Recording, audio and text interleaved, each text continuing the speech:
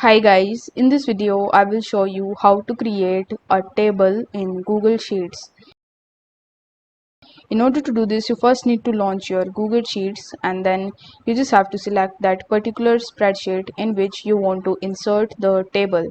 After selecting it, you just have to hover over to the top where you will be able to see this insert button.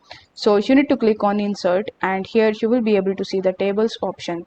So you need to click on table and then in the right hand side you will be able to see various options relating to tables, and if you hover over the cursor then you will notice that it is showing you the preview of the tables that you can insert.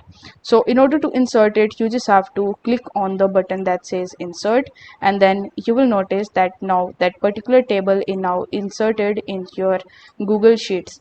Now here you can add the name and you can even customize this table as per your own need. So this is how you will be able to easily insert tables. I hope this video was helpful, and if it was then don't forget to like the video and subscribe to the channel. Thank you so much for watching.